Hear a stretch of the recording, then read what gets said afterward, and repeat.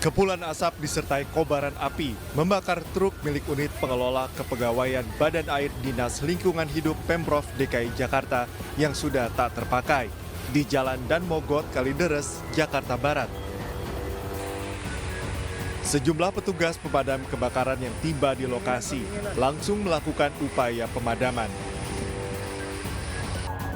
Salah satu satpam mengalami luka di bagian tangan saat melakukan pemadaman dengan alat seadanya. Diduga kebakaran berasal dari sampah yang berada di dalam truk dan menjalar ke truk lainnya. Sampah yang ada di besi itu di dalam kontainer, terus merembet, ngegesek, timbul api, percikan api, terus kita udah berupaya semaksimal mungkin dengan memadamkan api menggunakan air seadanya. Jadi pemadaman seadanya, karena api sudah membesar, hanya saya telepon ke Damkar Sektor 6 Kalideres.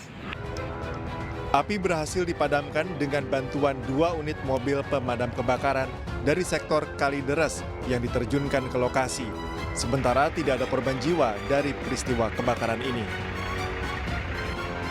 Dari Jakarta, Miftahul Gani, iNews melaporkan.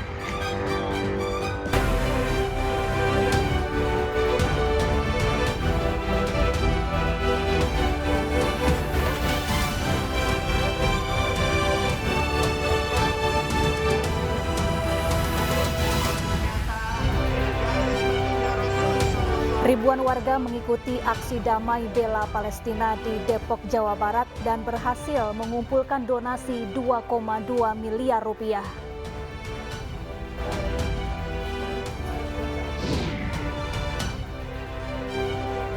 Antusias menyambut kedatangan Ganjar Mahfud, ribuan warga tumpah ruah memadati kawasan Taman Alun Kapuas. Rumput lapangan JIS kebanjiran saat laga perempat final Piala Dunia U17 antara Brazil melawan Argentina.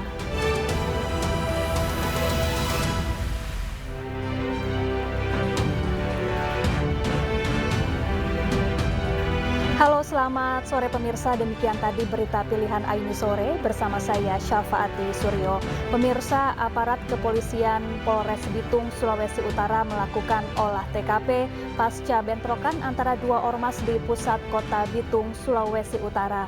Akibat peristiwa tersebut, 1 korban meninggal dunia, sementara 2 korban lainnya luka-luka.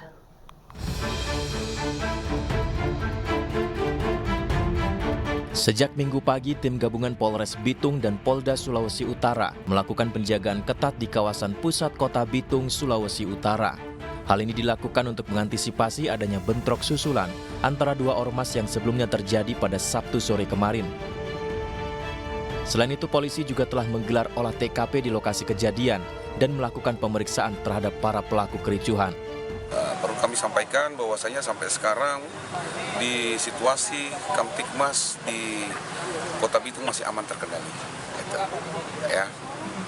Terkait ada berapa korban Pak yang kemarin banyak simpang siur nih? Ya, untuk sementara keributan kemarin ada 3 korban, 1 meninggal dunia dan 2 luka. Dalam hal ini ya, kita dari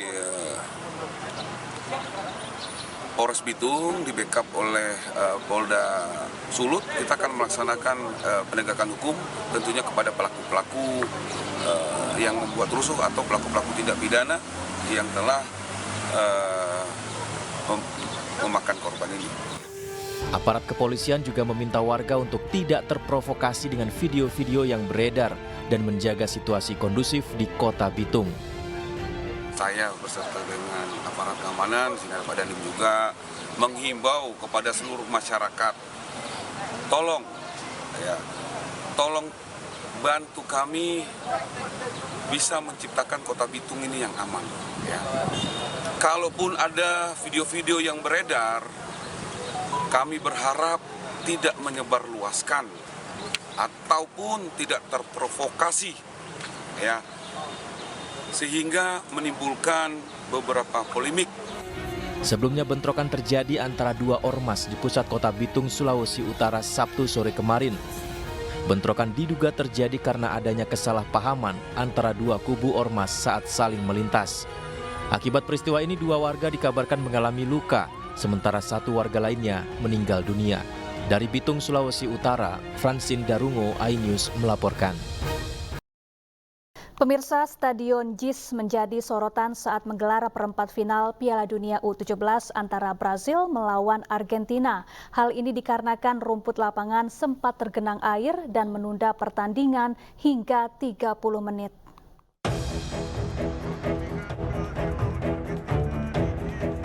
Kualitas Jakarta International Stadium atau JIS kembali menjadi sorotan. Hal ini dikarenakan rumput lapangan sempat tergenang air saat laga perempat final Piala Dunia U17 Jumat lalu yang mempertemukan timnas U17 Brazil melawan Argentina. Pertandingan tersebut harus tertunda 30 menit karena usai hujan deras terdapat genangan air di lapangan. Peristiwa ini ramai di media sosial lantaran sejumlah netizen yang menyaksikan pertandingan tersebut secara langsung di stadion mengunggah video saat sejumlah titik genangan air muncul di sisi barat lapangan dan diupayakan dibersihkan oleh petugas lapangan. Sebelumnya juga beredar video di media sosial pada Selasa 14 November 2023 saat pertandingan Inggris versus Iran. Sejumlah penonton pulang dengan melepas alas kaki menghindari genangan air yang muncul di sisi barat keluar Stadion JIS.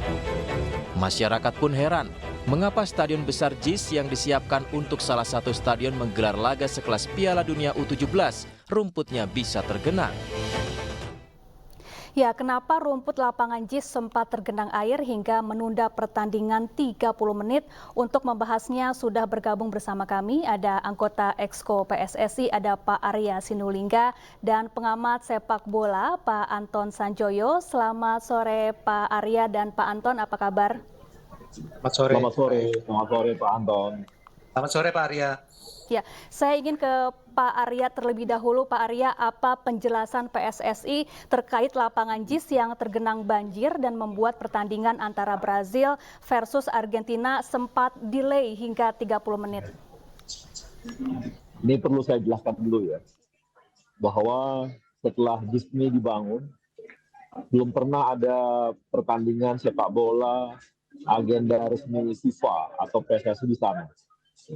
Jadi baru kali inilah setelah zamannya Pak Erik ini akhirnya JIS bisa dipakai untuk ajang resmi agenda FIFA ataupun agenda resmi sepak bola baik nasional maupun dunia. Ini baru kali ini gitu. Jadi inilah baru pertama kali satu. Yang kedua, ini kami dulu mengajukan ke FIFA. Ya Pak Erik itu mengajukan ke FIFA supaya JIS dipakai. Tapi dalam prosesnya memang harus ada pergantian rumput. Kenapa? Karena rumput JIS pada saat diperiksa itu, dikoreksi ya, memang sudah tidak layak lagi. Ya, ini juga direkomendasikan oleh FIFA untuk diganti. Kenapa? Karena kita tahu stadion JIS itu, ya, stadion JIS itu dia sinar mataharinya nggak masuk secara baik ke dalam stadion, sehingga mereka pakai UV, sinar UV itu. Walaupun yang dikatakan di Eropa juga begitu ya, Eropa itu 4 musim. Jadi wajar dia pakai yang namanya sinar UV. Kita kan nggak 4 musim gitu. Jadi sehingga itu rumputnya nggak menanam tidak menanam dengan baik, sehingga akhirnya tidak baik dalam waktu kita sana itu nggak baik lagi. Maka FIFA juga merekomendasikan untuk diganti. Ya. Halo Pak Arya. Baik, silakan Pak Arya.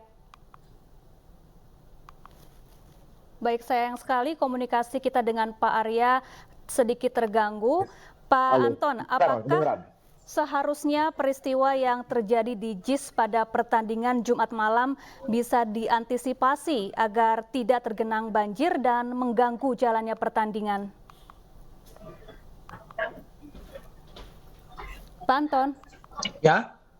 Ya, Pak Anton, apakah seharusnya peristiwa yang terjadi di JIS pada pertandingan Jumat malam kemarin bisa diantisipasi agar tidak tergenang banjir sehingga mengganggu jalannya pertandingan, Pak Anton? Ya, kemarin itu memang hujannya lebat sekali ya, dan memang seperti yang dikatakan Pak Arya, pada tanggal 20 Juli kemarin kan PSSI menerima surat dari FIFA untuk soal rumput JIS ini gitu loh. Dan rumputnya benar yang seperti dibilang Pak Arya, tidak pada bagian-bagian tertentu tidak terkena sinar matahari, sehingga itu rumputnya jenis zosia kalau tidak salah. Ya. Dan itu kemudian menjadi mati di sebagian besar rumputnya. Pak Anton, dan mohon memang maaf harus diganti. saya potong dulu Pak Anton dan Pak Arya, kita harus jeda sejenak karena kita harus mendengarkan kumandang azan maghrib untuk wilayah DKI Jakarta dan sekitarnya. Ya, Anda kembali di iNews Sore dan masih bersama kami, anggota Exco PSSI Pak Arya Sinulinga dan pengamat sepak bola Pak Anton Sanjoyo. Pak Anton, kita lanjutkan kembali. FIFA sudah menilai bahwa kualitas rumput di lapangan JIS ini sangat baik. Namun apakah peristiwa yang terjadi Jumat malam kemarin seharusnya bisa diantisipasi, Pak Anton, agar tidak tergenang banjir dan juga mengganggu jalannya pertandingan? Ya, kan antisipasinya sudah dilakukan dengan mengusir keluar air dengan didorong secara manual ya. Dan itu banyak orang mengatakan itu memalukan lah, harusnya tidak terjadi. Ya, tapi kan yang dilakukan untuk mengatasi situasi itu menurut saya sudah sangat bagus ya, sangat tepat. Dan setelah itu kan juga tidak ada lagi genangan, pertandingan berjalan dengan lancar. Problemnya adalah kenapa mesti ada genangan gitu loh. Itu yang harus diselidiki karena memang sebelum diganti rumputnya, kan dulu rumputnya namanya zosia. Betul kata Pak Arya ya, rumput itu memang tidak tahan dan untuk recover sulit sekali. Jadi memang harus diganti tapi saya tidak tahu apakah penggantian itu kemudian mengganggu drainasenya. Nah, ini yang harus mungkin saya minta jawaban juga nih dari Pak Arya dan PSSI, apakah ada masalah dengan drainasenya? Karena sebelumnya kan meskipun rumputnya tidak tahan, tidak terkena sinar matahari, lalu mati, lalu susah recovernya. Tapi kalau sepanjang saya tahu, hujan sebesar apapun tidak pernah tergenang dulunya gitu loh. Apakah memang ada gangguan? Persoalannya menurut saya bukan rumputnya, tapi mungkin drainasenya. Karena rumputnya kan biasanya juga pasti ada pori-porinya. Mungkin ada gangguan di drainasenya. Dan jadi, itu yang harus diantisipasi ke depannya. Ya, jadi Pak Arya, apakah sudah ditemukan hasil penyelidikan yang membuat rumput di JIS ini sempat tergenang banjir saat pertandingan Jumat malam? Gini Mbak, ini kita tanam rumputnya selama 1 bulan lalu. Kemudian ada belasan pertandingan selama 2 minggu. Yeah. Bayangkan itu hampir tiap hari itu dipakai. Kemudian kemarin masalah banjir. Yang diganti bukan rumput. Yang diganti bukan drainasenya, rumputnya. Problem banjir itu adalah problem drainase. Ya. Dan wajar aja sih sebenarnya. 30 menit itu ya wajar, bukanlah sesuatu yang luar biasa.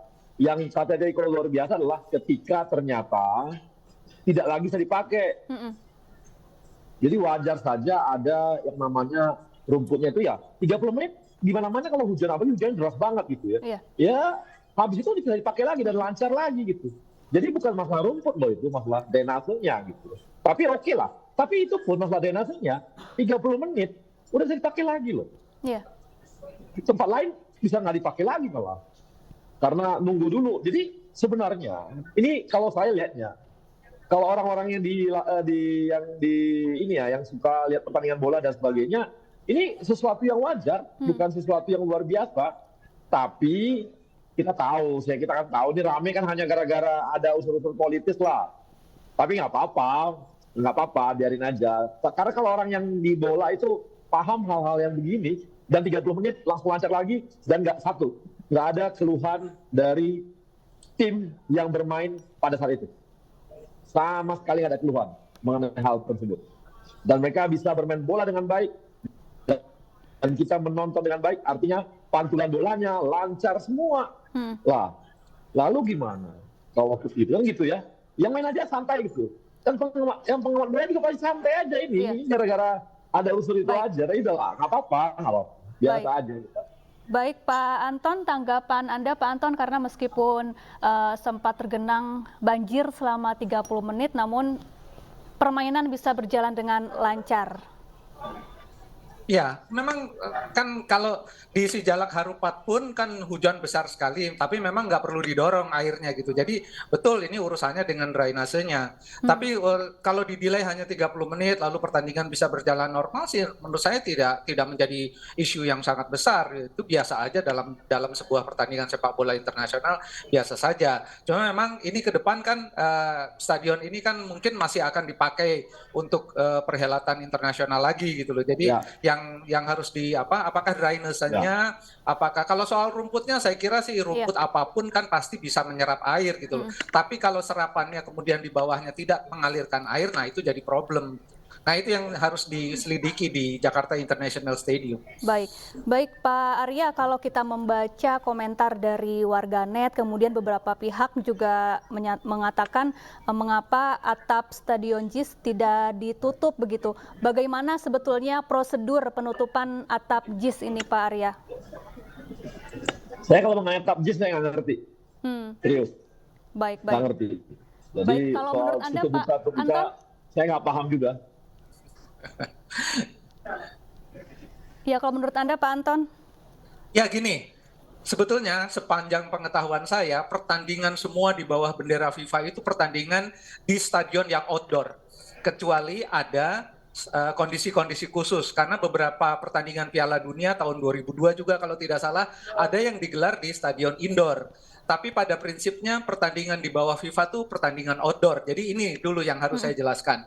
Yang kedua, soal penutupan itu bisa saja dilakukan, tetapi memang menurut peraturan FIFA dalam satu pasal disebutkan bahwa penutupan stadion itu harus seizin dari dua pihak yang bertanding dan match komisioner.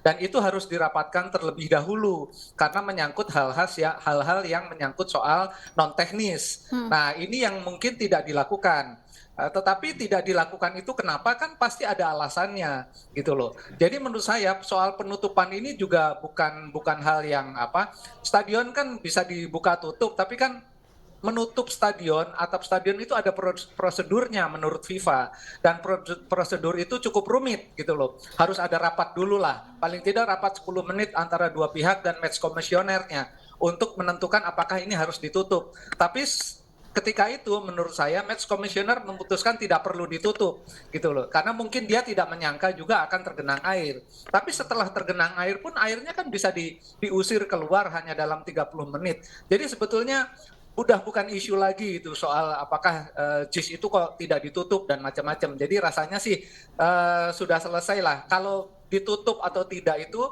sekali lagi saya harus katakan bahwa pada dasarnya pertandingan di bawah FIFA itu pertandingan di stadion outdoor, bukan di stadion indoor gitu loh. Ini yang harus dipahami dulu oleh masyarakat. Baik, Pak Arya, silakan Pak Arya. Ya, silakan. Itulah, saya tuh kayak nggak paham. Saya itu maksudnya gini, saya nggak paham mengenai atap JIS ya. Jadi itu saja. Jadi kalau mengenai aturannya pasti kita paham. Cuman kalau mengenai atap JIS itu saya nggak paham. Jadi saya nggak ngerti teknisnya apa, nggak ngerti saya kalau atap JIS. Karena saya nggak ikut campur gitu. Baik Pak Arya, overall atau secara keseluruhan gelaran Piala Dunia U17 ini berjalan baik dan lancar begitu ya. Lalu kalau setelah peristiwa yang terjadi di JIS Jumat malam nanti, kemudian evaluasi ke depan dan juga persiapan di pertandingan selanjutnya, terutama pada pertandingan final di Solo, seperti apa Pak Arya persiapannya? Ya, yang pasti semua penyelenggaraan kita, penonton kita melebihi dari targetnya FIFA. Dan jauh di atas pertandingan yang kemarin ada di Brazil sebelumnya. Ya, memang belum mencapai yang India, tapi di atas Brazil jauh lah ya. Kemudian segi penyelenggaraan kita semua lancar gitu ya, pertandingan semua baik gitu ya. Dan lapangan kita juga semua baik, sangat sedikit keluhan lah gitu ya. Dari pemain-pemain juga ada keluhan, tapi ya sedikit lah, nggak banyak gitu. Tapi lebih banyak positifnya. Yang rame cuma netizen aja, itu pun ya tadi itu saya bilang ada unsur-unsur politisnya itu, jadi ya nggak apa-apa lah. Karena mereka juga, karena kan itu jadi kita anggap tuh bumbu-bumbu indahnya lah U17 ini gitu. Kan kita senang setelah kemarin rame itu masalah rumput JIS itu, makin rame datang nonton sepak bola loh. Saya juga nggak tahu rame nonton bolanya tuh rame nonton rumputnya. Baik, Jadi baik. kita syukuri aja, tapi yang Iya. persiapan jalan terus, kita semifinal dan final semoga lancar dan semakin baik ke depannya. Baik, terakhir Pak Anton, bagaimana Anda melihat jalannya Piala Dunia U17 secara keseluruhan? Apa yang menjadi catatan Anda terhadap gelaran Piala Dunia U17? Overall penyelenggaraan oke ya, oke banget lah. Hanya satu yang tanda tanya saya yang mungkin nanti akan dijawab oleh PSSI atau Pak Arya. Ya. Ini soal penonton Pak, yang mungkin sudah melebihi targetnya FIFA. Tapi saya lihat kan sedikit sekali gitu loh. Dan saya mendengar kabar juga, ini harus dikonfirmasi, itu semua pertandingan sold out sebetulnya Pak Arya. Tapi kok di stadion sedikit ya yang datang gitu loh. Dan saya dengar juga yang sold outnya sama oleh calo gitu Pak Arya. Ini kalau benar terjadi, rasanya ini harus jadi catatan khusus lah bagi PSSI. Karena kan harusnya semua masyarakat punya kesempatan untuk mengakses stadion itu gitu loh. Saya bahkan sempat usul kenapa sih nggak dibagi-bagi aja gitu ke anak-anak SSB. Karena saya ikut nonton di Piala Dunia tahun 97 Pak di Malaysia, itu yang nonton anak-anak sekolah kebanyakan. Jadi mereka berkesempatan menonton pertandingan kelas dunia gitu loh. Tapi hype-nya jadi seru Pak, jadi rame gitu loh. Dan ini yang saya tidak lihat, hanya saya lihat di Solo ya. Di Solo dibagi-bagi katanya ke 1.500 anak SSB. Saya tidak lihat di Jakarta, mungkin di Bandung juga agak ramai sedikit, tapi Jakarta menurut saya agak sepi Pak. Surabaya lumayan lah, tapi overall menurut saya tidak hype-nya tidak heboh gitu loh. Nah, ini yang soal calo ini barangkali bisa jadi catatan aja Pak Arya. Baik, silakan Pak Arya, bisa Ya, ini dijawab pertanyaan dari Pak Anton. Ya, ini masukan bagi kami untuk masalah calo ya. Tapi ya, untuk calo kita jadi calon kita. Tapi masalah SSB, Bang Anton, kita undang kok. Di Jakarta banyak SSB yang kita undang, di Bandung banyak SSB yang kita undang, dan kita berikan gratis juga. Di Solo juga demikian, di Surabaya juga demikian ya. Tapi memang ya ada yang calo juga sih, katanya kita juga bingung juga kok bisa ada calo. Karena kan jualannya kita online juga sih ya, secara karena strict banget sebenarnya FIFA itu mengenai penjualan tiket. Jadi dan itu mereka tahu semua penjualannya kemana, itu tahu semua mereka lewat online memang ya. Tapi setelah itu ada yang jual di luar, nah ini yang kita memang harus konfirmasi. Ini akan jadi catatan kita, Bang Anton. Saya sepakat itu, kita akan perbaiki lagi dan kita berharap semoga ke depan makin baik lah gitu. Baik, terima kasih Pak Arya Sinulinga, anggota Exco PSSI, dan juga Pak Anton Sanjoyo, pengamat sepak bola. Semoga final Piala Dunia U17 di Solo 2 Desember nanti bisa berjalan lancar tanpa suatu kendala apapun. Terima kasih Pak Arya dan Pak Anton telah bergabung bersama kami di iNews Sore.